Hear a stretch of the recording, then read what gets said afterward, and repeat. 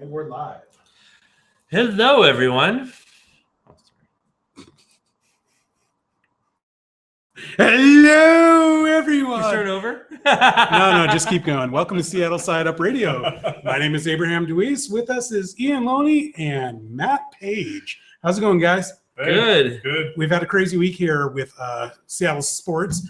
The big thing on everybody's mind, of course, is the NFL draft. And the NFL draft started on Thursday. I know we had a little pool, and I was terrible at the picks this year. I'm terrible at the picks every year. Matt, you won the pool, didn't you? I won the pool, yes. It helps to know the mind of Chip Kelly, I think, from my Oregon. Damn, how does that help? It helps because that's the one pick that I got right that no one else got right. Wide receiver. I knew he was going to go wide receiver. You knew you went. The Philadelphia Eagles would go with the wide receiver. He understands the mind of Chip Kelly, as sad as that really is.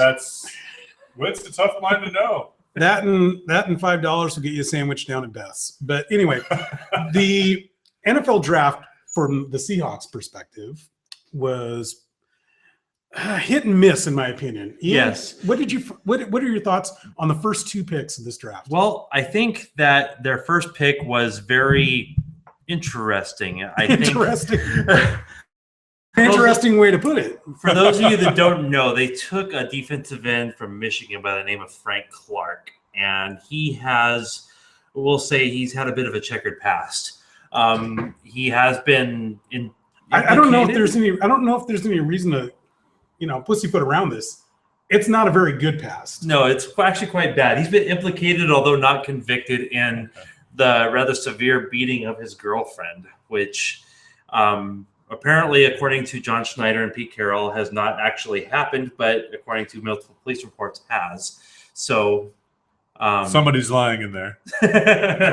Somebody's got to be lying. Oh, boy. Well, okay, so with these character concerns, we are getting a rush defensive end who might explode on us in the middle of the season and do something dumb to prevent. Well, ideally, he'll do it on the field, but does he have that talent?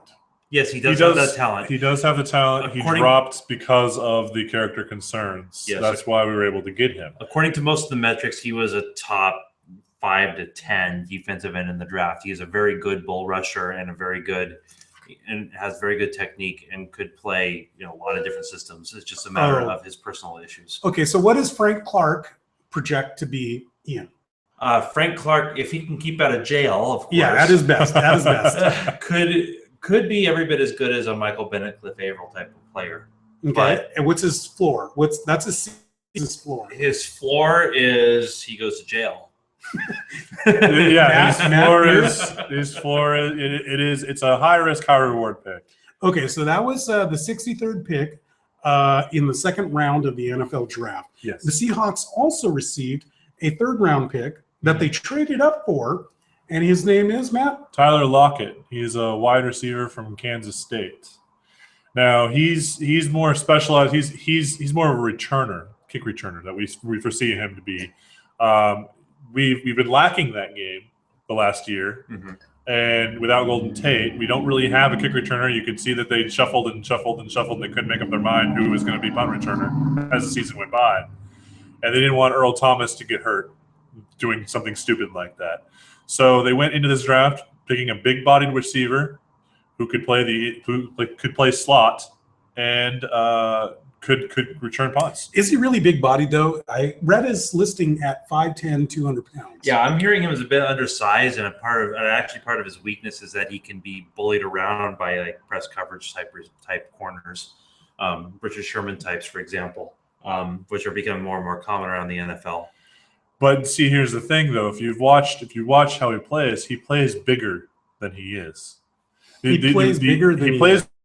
By that I mean that the measurables in terms of size don't necessarily matter. If you watch him on the field, he doesn't get blown around. From what I have seen on tape, he does have a very good sense of where he needs to be on the field, and he has a good sense of running behind his pads, so to speak, where he stays low and gets the yards that he can, and he's a good short yardage slot bubble screen type of receiver. It's the last thing I want to see is another bubble screen from the Seattle Seahawks.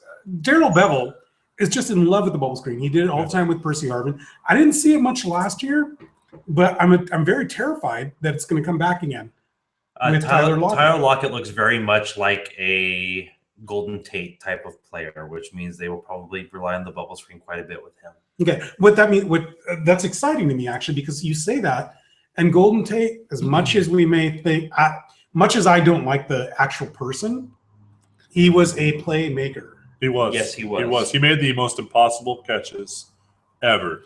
You dropped the easy pass. He would drop the pass, write the numbers by himself 10 yards down the field. But the behind the back, one-handed, contortion, get your both feet inbounds, money in the bank. Sort of catch it from the Green Bay defensive back. Yeah, exactly. But there was also the play 2 years ago where he just flat out ran away from the Rams defense. Yeah. And did that, motion where he was, pretend the chatting, crap talking. Mm-hmm. Yeah. That's kind of.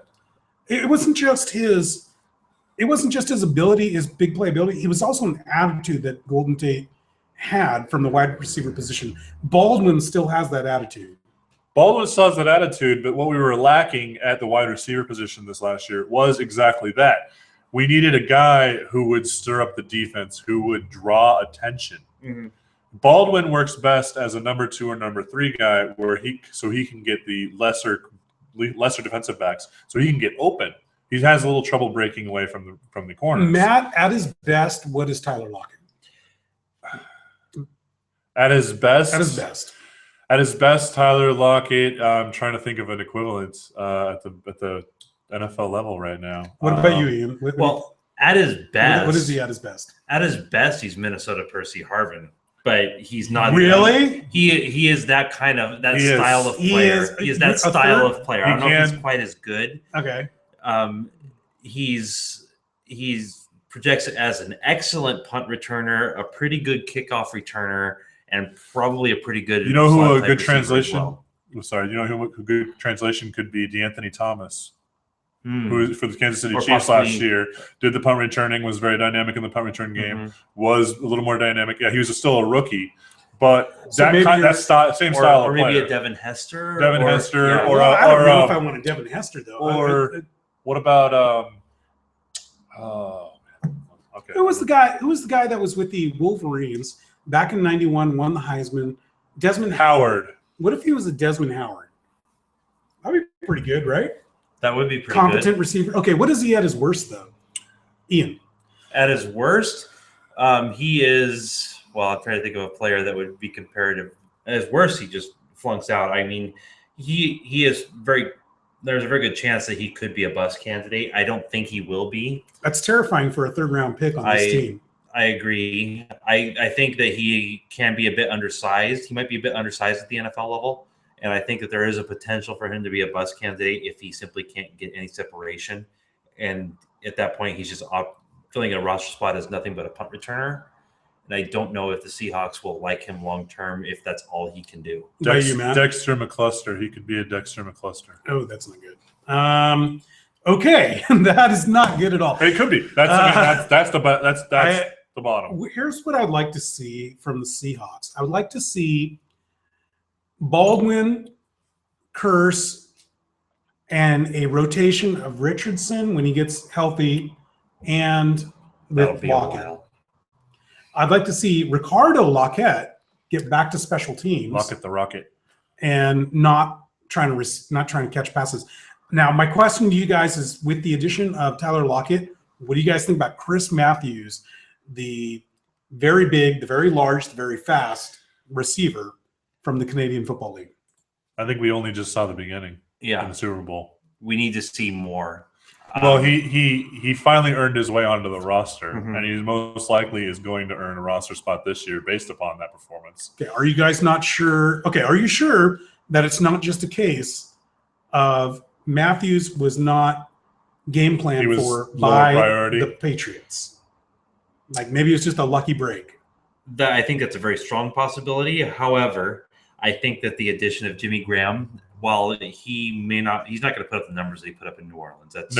That's not even going to happen. But Not in our offense. But I think that the addition of Jimmy Graham is going to draw attention away from the wide receivers to a large extent. Mm-hmm. They're going to get a lot more single coverage. The safeties are going to have to step up and cover Jimmy Graham because our play action game is going to eat him alive without them doing that. And I think that's going to free up our wide receivers in single coverage a lot. And I think he's the number one we were missing. Yes. There's some various opinions here on this dais. Matt, you're not a big fan of the trade for Jimmy Graham. I know you like Jimmy Graham, but you're not a big fan of the trade. Ian, you like the trade. I'm going to start with Ian. What are your thoughts as far as Jimmy Graham? What is he going to do for this team? I think Jimmy Graham is a big help for the team for a lot of the reasons I already outlined. I think he's going to free up a lot of space for the other wide receivers. I think he's going to be a big benefit in the play action passing game, which with a run first offense is always important. I think there are drawbacks because Unger was a big price to pay. Okay. Look, for the drawbacks, I'm going to ask Matt, what are the drawbacks from that trade? Again, I realize you like Jimmy Graham, but you didn't like the trade. I welcome Jimmy with open arms. He's an incredible addition. He adds a whole other dimension to our offense. I didn't care for the trade, and the reason being Max Unger was such a force for our run game. We're a predominantly run offense, and with Marshawn Lynch and Robert Turbin and so forth, and we are built upon the run first mentality. And last year, yes, Max Unger missed, I think it was 6 games total by the end, 6 or 7 games. But it was very clear. The games he started, we averaged a yard more per carry. It went from 4 yards per carry to 5 yards per carry when Max Unger was in the game. And over the course of the game, it turned out to be something like 25 yards per game. Yeah, that adds something up ridiculous. in a big way. And that wears down the defensive line of the other team, and it all adds up. And for a run-first team to trade that away, and then now in the draft, not necessarily address the center position.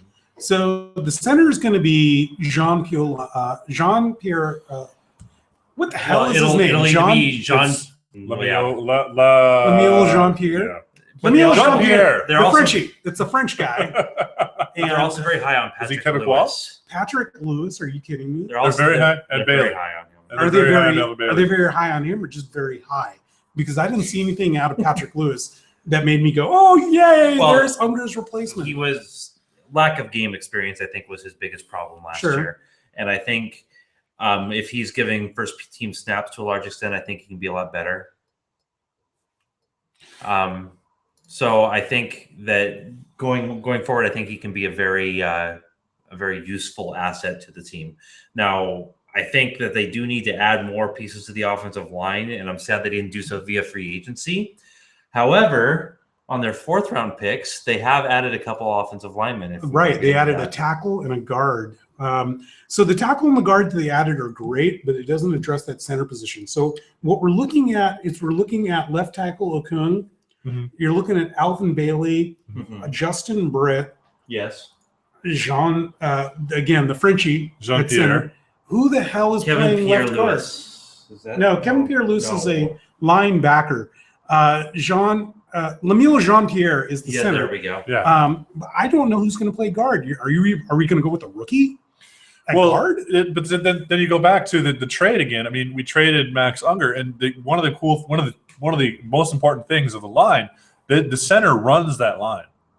And when we had a rookie quarterback, or a young quarterback now, we had a young quarterback. He took a lot of pressure off Russell Wilson because he coordinated that line.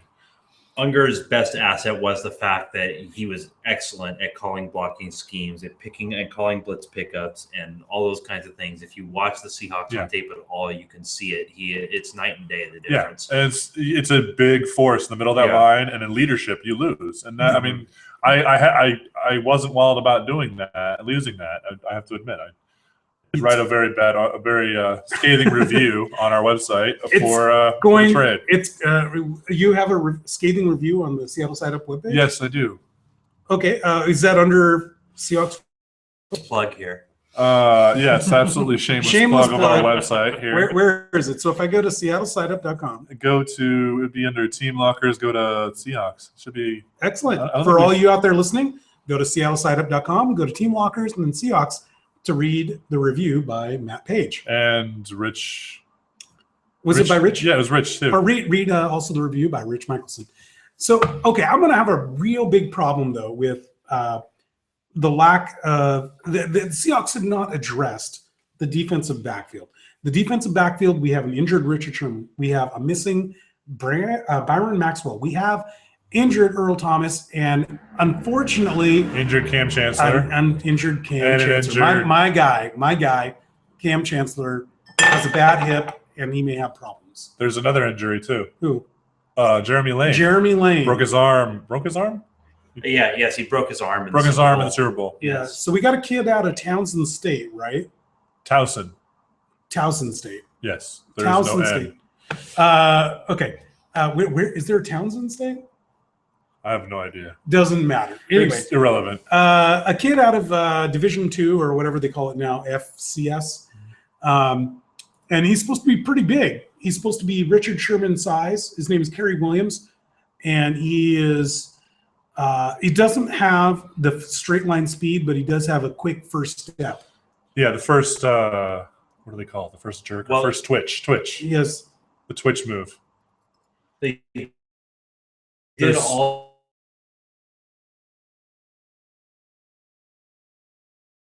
also sign Will Blackman. In the 7th round with their last pick, they picked up another one.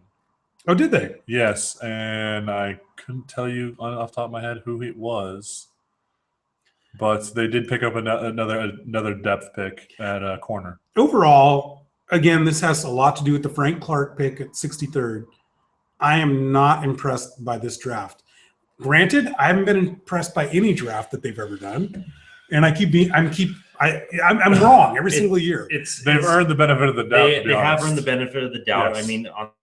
I mean, the year they drafted Richard Sherman and Earl Thomas, they got a D- or something on their draft. So, I mean, Well, Bleacher Report gave them an F when they drafted Russell Wilson. yes. They gave him an F. Whoops, So- that was wrong. So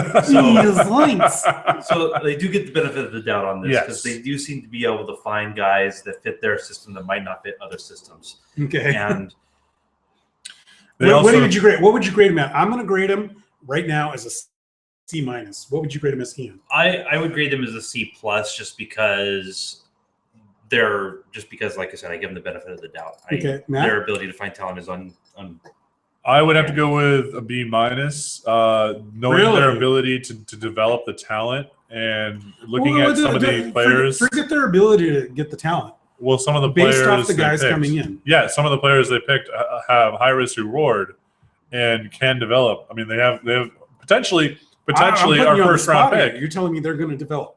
I'm telling you, more than likely some of these will. Maybe not all. All right. Okay. Well, we got to run a break. We'll come right back after a message from these sponsors.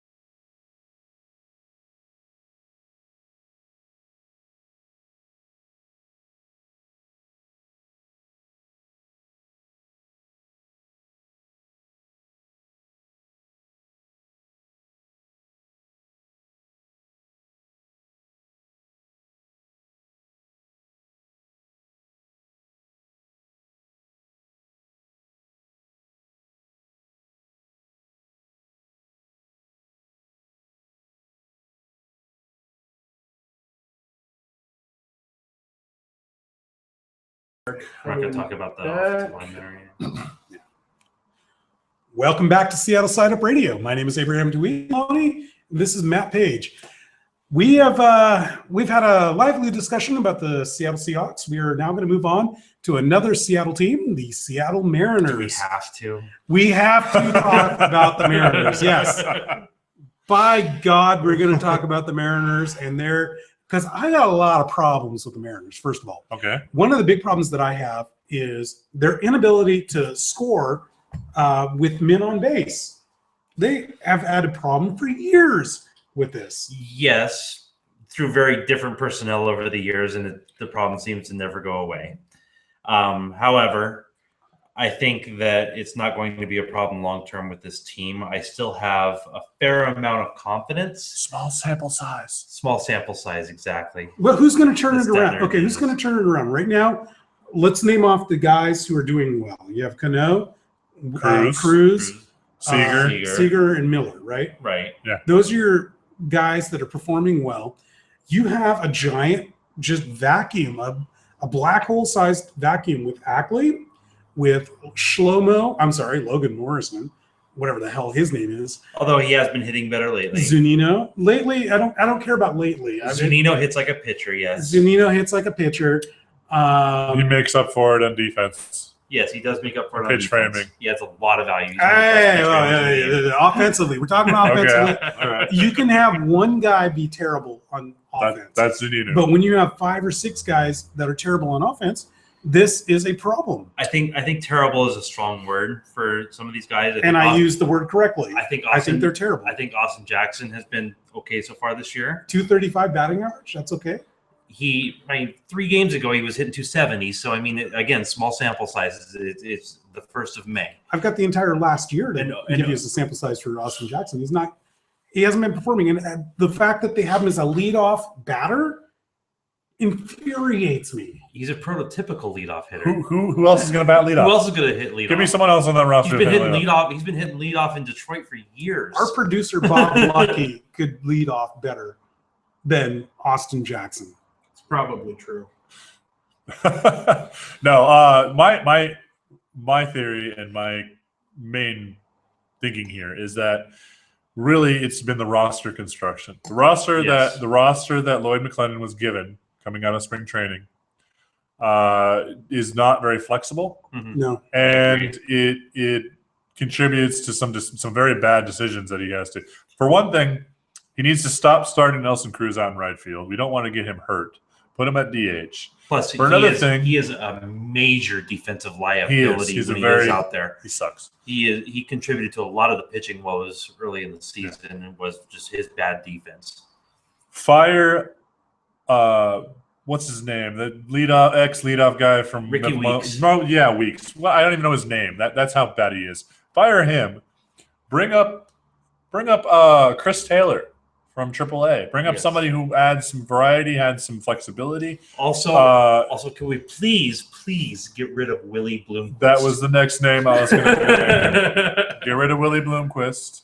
Stick with the platoon in right field. We have 2 guys in right field, Seth Smith and Justin Reggiano, who designed for the perfect platoon in right field, and he's not using them. Yes. And they both have solid gloves. Seth Smith is not that great of a glove, but he's acceptable for right.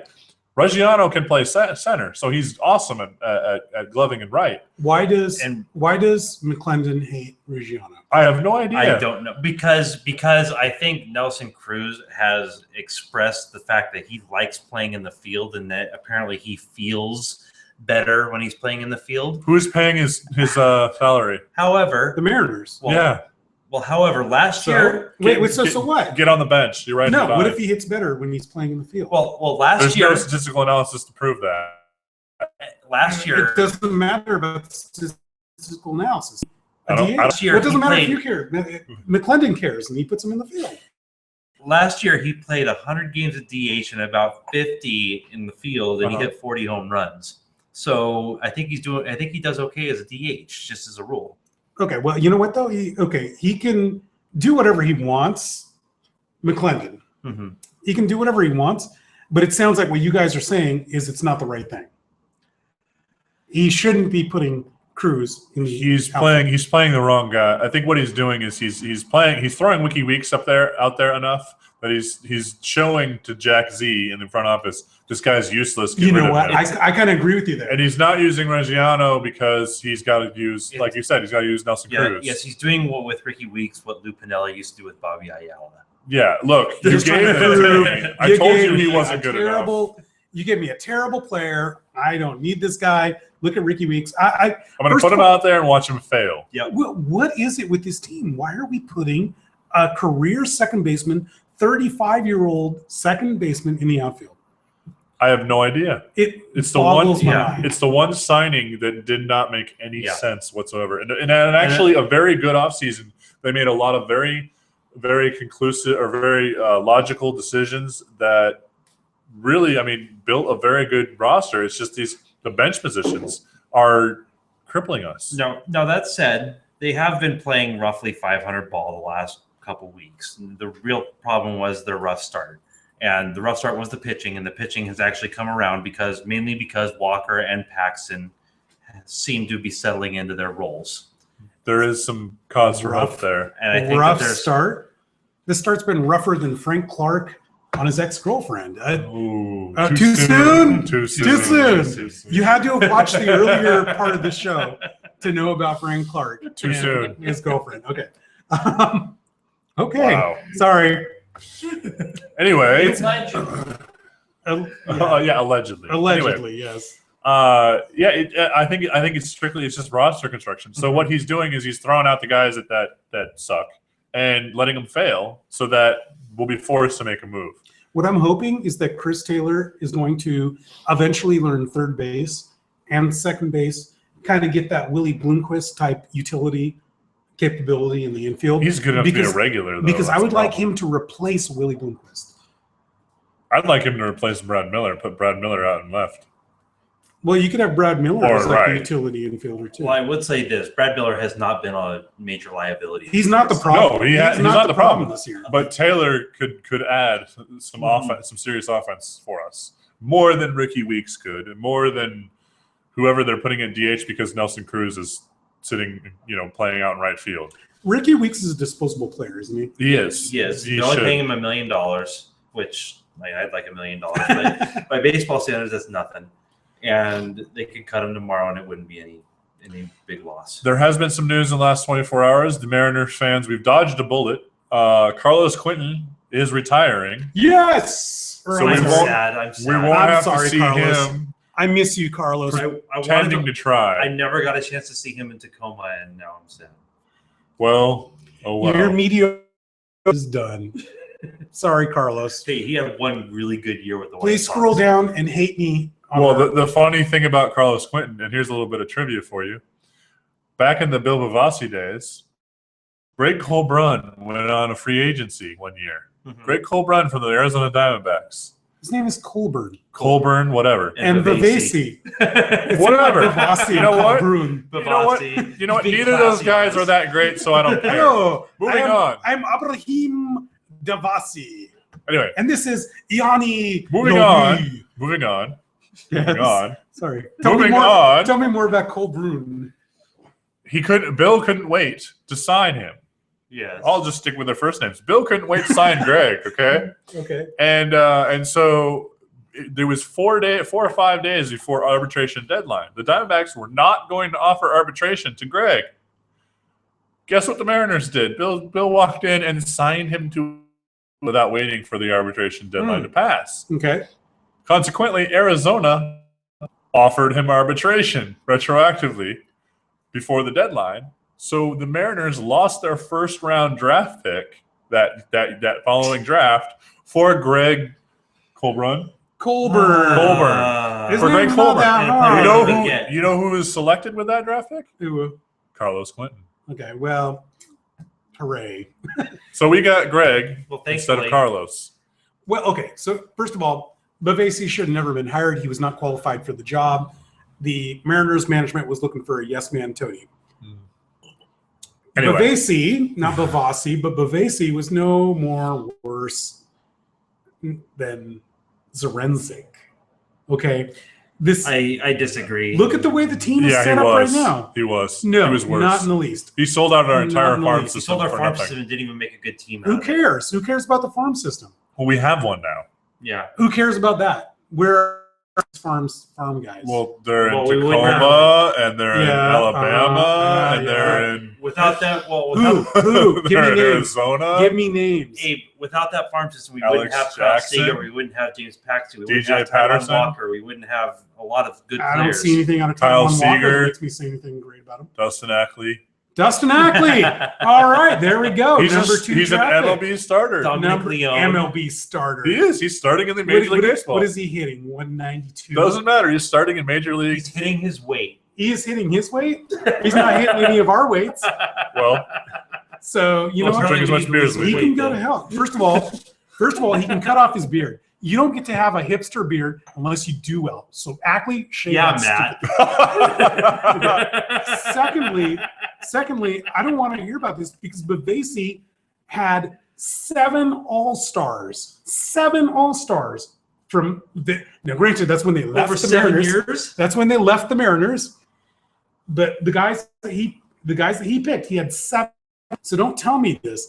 And the way and he traded them all away before they developed. yeah, so he's no He worse. mortgaged the He is farm no worse. for nothing on the no Major League worse team. than Zarenzik and this 11-12 start. No, he mortgaged the farm for nothing on the Yeah. field. Well, hey, there's $120 million. Jack Z has not done that. $120 million on this roster for a 10 and 12 start. Again, it is May 2nd. It is It not is- time to give up on this baseball team. I give up. I give up. It's Wow. May 2nd already. It's May 2nd. We got like 6 more months of baseball. Yeah, I there are only 130 games left for them to figure I just it want out. to tell you guys, I was downtown last night and I was rioting over this whole baseball thing. I did. I went up to a Nike shop, smashed the window in, took some Ken Griffey shoes because of baseball. I thought that's because you hate University of Oregon. That's why you were smashing Nike. Nah, well, there's that, but I also like Ken Griffey shoes. Okay. So on that note, I guess we should probably take a break. We should take a break. Okay, great. While we go break into other fine establishments in the Green Lake area, we'll see you guys at the end of the break.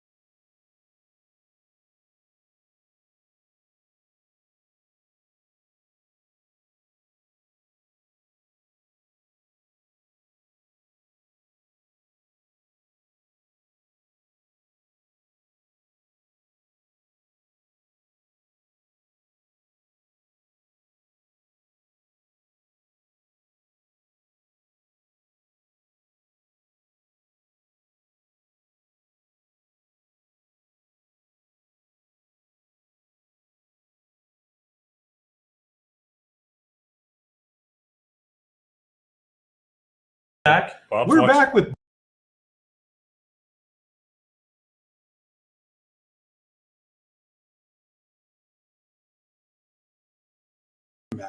Is he watching? Welcome back to SSU Radio. My name is Abraham Deweese. We have Matt Page and Ian Loney with us today. We've been talking about the NFL and with and about Major League Baseball. We're going to move on to the Seattle Sounders. And we have Seattle Sounders insider Ian Loney with us here today to tell us about the rivalry with the Portland Timbers. Well, yes, the Seattle Sounders managed to, in a very ugly manner, beat the evil Portland Timbers by a score of 1-0. I hate those guys. I hate those guys. The score, a goal was walked in by Clint Dempsey in around, I guess, the 70th or so minute. And it was a very ugly game. Portland basically parked the bus the entire time. And made for, because they don't seem to have much of an attack this year, and so it made for a very hard to watch game, but in the end, a very happy result. Timbers are very interesting. They're a very interesting team and organization and fan base as well. There was, 2-3 years ago, the Timbers got all the way to the MLS finals, right? Mm-hmm. And it kind of like engendered the fans, just made them much more pompous, arrogant bastards, people, than I care to deal with sometimes. Well, given that their beer stinks and their team stinks and their town stinks, I mean... Given the fact that Portland is everything that Seattle is, yes. It's full of hipsters, full of good beer. Yeah. They love soccer. Full of people that mind their own business. Yeah, they love soccer. Yeah. But they come from a different area than we do, so we hate them. Their area code's different than ours. God, I hate them. But they did go to the finals, and that's something that the Sounders have yet to do. The Sounders did win the Supporter Shield last year, and the Supporter Shield is the award for the best regular season record. Yep. It means a lot in European leagues, but seems to not matter as much here. No, because random outcomes of playoff games mean everything in America, because that's America. So it is what it is. Where do you put? You're a big European football fan. Where do you place the Supporter Shield versus the MLS Cup? I think that as far as showing who the best team actually is, I think the Supporter Shield is a better indicator. But I understand that having a playoff is important because it's exciting and it's good for TV and it's good for all those things and growing the sport and all those things. So I think the MLS Cup is ultimately more important. However, I think that, and this isn't just in soccer, I think this is true in baseball and probably basketball too, for that matter. I think the team with the best record of the regular season is the best team. I mean, does that mean that you should win the actual championship? No. Matt, you're more of a casual fan for soccer, more of a hometown type guy, right? What is your opinion of the Supporter Shield versus the MLS Cup? Well, I think like you're saying, compared to the European culture, in American culture, with the Super Bowl and NBA Finals and so forth, Final Four. Americans live for that moment. The bottom of the ninth, no outs, bases loaded, whatever. For the last second, too soon to talk about Seahawks game against the Patriots. Yeah, we won't discuss that. We're not going to move on, but the Americans live for that moment. The catch, the drive, those kind of things. So to me, it makes sense that American leagues there would be more emphasis placed on the championship. Right. Baseball used to be that way. Baseball used to be the National League, the team with the best record in the National League won the pennant, and that's where the term the pennant comes from. You won that league. And then the American League as well, they won their pennant. And that was almost more important than the World Series, to be honest. Yeah. Well, yeah, because you're playing 162 games, which is a lot of games, and that should be enough to separate the men from the boys, essentially. And the playoffs tend to boil down to whoever's hotter at the time, rather than who's actually better. Excellent. Yeah. So small sample size. So we only have a few minutes left here. I'd like to just go back to the NFL draft from a more holistic level. Who are the winners and the losers of this draft? Ian? I think Tennessee is a big loser because I think that they wasted the number 2 overall draft pick on Marcus Mariota, who and not just because he's from Oregon, although that is a factor. That's a big factor. I think he is not going to be a great NFL quarterback, and I think that they likely wasted the next 4 years just like they wasted the previous 4 years on Locker. With Jake Locker. What should Tennessee have done with that pick? I think they should have either traded down or taken best left tackle in the draft or whatever and made sure that their team was solid. Okay. So I'm gonna go ahead and move to you, Matt. Who is the biggest winner? Biggest winner. Who got the best value for their pick?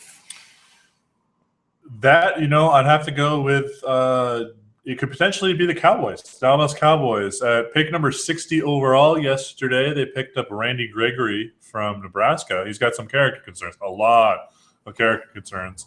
But so that's deep into the second round. He was deep in the second round, okay. And he was a top 5 talent. If he hadn't failed the drug test at the combine, he would have gone top 5. He's maybe top 3. He was, by a lot of people, he was the best rush defensive end for the draft. And it's high risk, high reward pick, but at number 60, that's a steal. Mm-hmm. And they definitely need defensive end help. And with who's the guy they signed in the offseason who is suspended for 10 games? Greg Hardy. Greg Hardy. With the Greg Hardy to suspension for 10 games, they're really hurting at defensive end. And this could pay off in a big way. Well, I thought the best pick of the draft in the first couple rounds, that is, Dorial Beckham Jr. I know you guys are going to say, all right, the guy's going to go punch out another woman, or he's going to go get drunk or high, or all of the above. or all 3 or 4 at the same time. But I think Tennessee is going to benefit a lot from that. But I'm more in your camp. I don't think Mariota is all that great, but I think getting Beckham that late in the second round is a fantastic value pick. What was you already gave us your least favorite pick, and that was Mariota. What was your favorite pick? I liked, and I can't think of his name off the top of my head, but I like the Rams running back pick. Todd Gurley out of Georgia. Yes, Todd Gurley out of Georgia. I think that he adds a dimension to the Rams running game that makes them particularly scary next year. In fact, I think that the Rams are probably the scariest team besides the Seahawks in that division, which makes them one of the scariest teams in the NFL. That's not fair. Every year the Rams scare the hell out of me. Yes, but one of these years they're actually going to put it together. The Rams will go one of these years. They'll go 2-14, and their 2 wins are against us. Yeah, they always play up against us. They're tough. They're very tough. Well, Fisher knows how to scheme against us for some reason. Apparently, yeah. He can't scheme against anybody outside the NFC West. But my God, does he ever take it to the Cardinals? To the Hawks and to the Niners. Well, I think that comes down to the fact that the Seahawks and the Rams both like to play ugly games, and so when we play our game, we're actually playing into the Rams' hands to a certain extent. They're not afraid to punch back. Yeah, they're not afraid to punch back. So my least favorite pick actually would be your favorite pick. I thought it was completely unreasonable to take Todd Gurley that high. He is a low first, second, early second pick.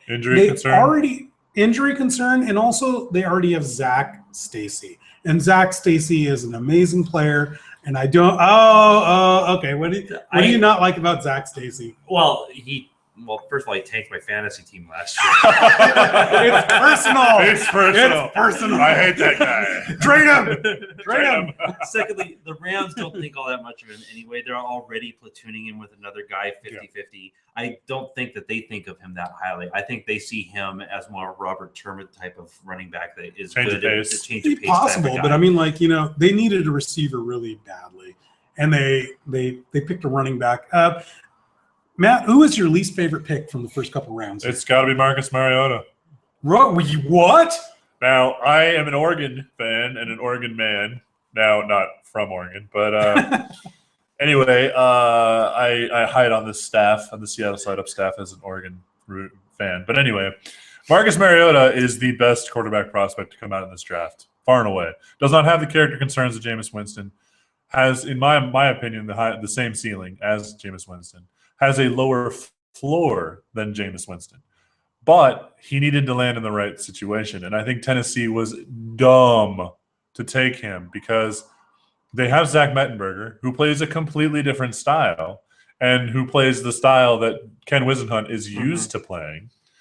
and they wasted a pick. They should have done. They have about 18 holes on their team. They need more players. They should have traded down and taken the 6 picks draft picks, like 2 players and a pick or something like that, and they should have traded down. I agree. I think that Mariota doesn't really fit right with their system very well. Yeah. And if you're going to draft a guy that's going to be a bit of a project that Mariota is, even at his ceiling, he's probably not a guy that you want to start week 1.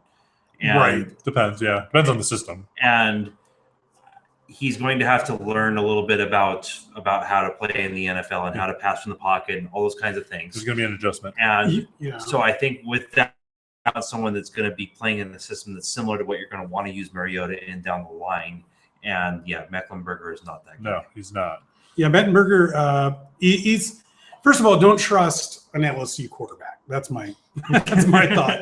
But Very true. But Mettenberger is just not. He doesn't have the skill set. I didn't see anything out of his skills that made me go, oh, this guy's great. He just needs a good team. No, I saw more. This is another stiff, a Matt Flynn type guy. Mm-hmm. Who were just fine, but shouldn't be. Sorry, excuse me. I keep seeing, the exact. I'm the same way. I keep seeing people refer to him as a first-round talent that they got in the 7th round. Mm-hmm. But if I go back and look at him play, I don't see it. I don't get it. So I mean, if you're really going to give up on Mettenberger right now and go full on Mariota, that's fine. But they really shouldn't. So because Whisenhunt doesn't have familiarity with that. So Matt, you kind of think that Mariota has the same problem as Petty, the Baylor quarterback, is going to have with the Jets. Not as bad. The Jets are where you go to die as a quarterback.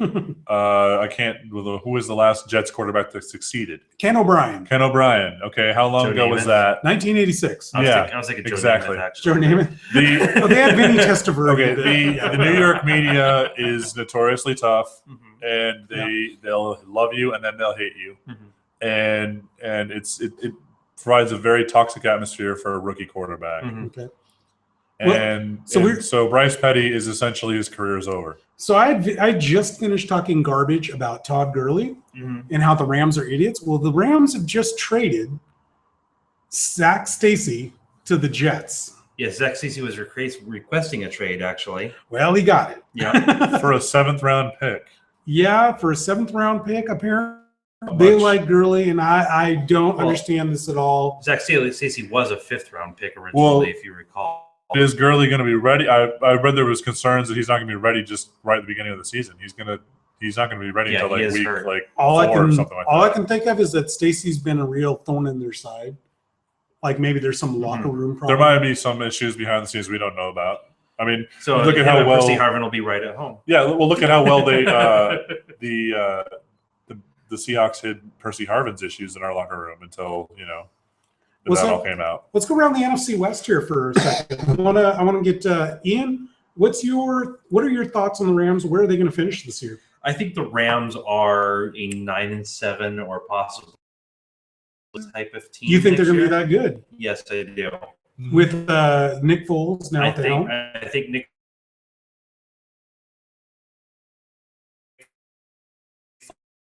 Foles is a man that he can lose the game that they're defensive line is sick. Yes. That is a sick defensive line. And look at historically the last couple of years, they've played really, really tough. They've done very, very well with no quarterback at all. Yes. So give them a guy who actually will be there the whole season. Yes. Because Bradford's been getting hurt. Yes. Give them a guy who will be there the whole season. And if he plays up to, replacement level quarterback, they're going to be a huge upgrade. Definitely. So they're 9-7 or 10-6 sounds quite reasonable. So I took a look at the 49ers earlier today. Other than the fact that they have new black jerseys that seem utterly ridiculous, their season is going to be utterly ridiculous as well. They are poised with a new coach that nobody's heard of. They're poised with a depleted offensive line, depleted defensive line. They're poised for failure. So the Niners. I mean, they've lost.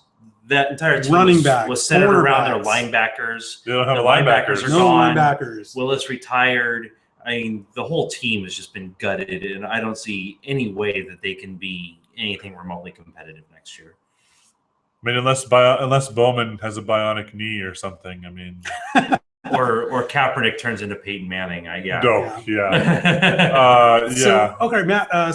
We covered the Rams, covered the Niners. What are your thoughts on the Cardinals, Arizona Cardinals this year? The Arizona Cardinals will again be a major force in our division. I can see them definitely maybe moving to the pretty much the same level, to 10-6. I could see that very likely. So we could have like 3 teams I could very easily see with double-digit wins. I could very easily see a wild card, and can both wild cards come from the same division? Yes, they can. I could see both wild cards coming from our division. Yeah, I look at the rest of the NFC, particularly the South, which is a joke now. I don't see anyone else in the NFC that's as good as those top 3 teams in the NFC. What about the Packers and Cowboys? The Packers and Cowboys, there's one team. They'll win their division. They'll win their divisions. Yeah. But you look at the NFC East, for example, the Giants, 8-8. The Redskins are, unless RG3 makes a major career resurgence, I don't see that happening. The Eagles, I don't know what Chip Kelly's doing. Wait and see. Nobody knows. Wait and see. I don't think even Chip Kelly knows what Chip Kelly's doing. So wait and see. So we'll see what happens. As far as the NFC North, I think Minnesota stinks. I think the Bears stink. I think Detroit is mediocre. They lost their entire defensive line. So it's basically the Packers running roughshod. The Packers are going to run roughshod. The South is just putrid. So I don't see any wild card teams coming out of any of those divisions. All right. So now that we've seen the picks, what do you guys think about the Seahawks? Let me start with Matt. What's your projection for the record at the end of the year? I could see us going 11-5, maybe 12-4. With the right, we get the right breaks. We now finally have a punt returner potentially, and we've stored up the holes in the offensive line. Hopefully, we've got the corner depth, and if everyone in the Legion of Boom comes back healthy, mind you, at least 2 or 3 of them were playing hurt through the playoffs. Just going right back to the Super Bowl game. I'm pretty much seeing an 11-5 season. The Arizona Cardinals are going to give us a fight all the way down to the very end. Oh yeah. I might even see with a healthy Carson Palmer, and if they figure out their running back situation, that we could see the Cardinals actually surpass the Seahawks. Playoffs, we'll see what happens in the playoffs. Ian, what are your predictions? I'm again, 11-5, possibly 12-4. I think that the offensive line is again going to be a concern, but I think the defense and just Russell Wilson's ability to just overcome a bad offensive line will, in the end, win the day. I think that the division is tough, but I don't think the schedule is nearly as difficult as it looked at the beginning of the season last year. And I think that they'll be able to go ahead and push through and get a lot of wins. Excellent. How many wins do you see the Santa Clara 49ers getting? 6. 4. 6? 4? Okay. I have 4. 6 sounds about right. Yeah. Great. Well, this has been a great show, guys. My name is Abraham Deweese. I'm editor-in-chief of SeattleSideUp.com. We have Matt Page. Who doesn't want to say his name? Matt Page. I'm baseball managing editor of SeattleSideUp.com. And I'm Ian Loney. I write a column for Sabermetrics on Seattle Side Up, as well as other things. He's our numerology guy. And over there we have Bob Lucky, the guy you can't see, who may or may not actually exist. Yeah, he just basically plays with his dog and makes our computers work. Excellent. Well, thank you guys for joining us. We'll have the radio show up here on the internet pretty soon, and we'll see you guys next time. Cheers. Woo!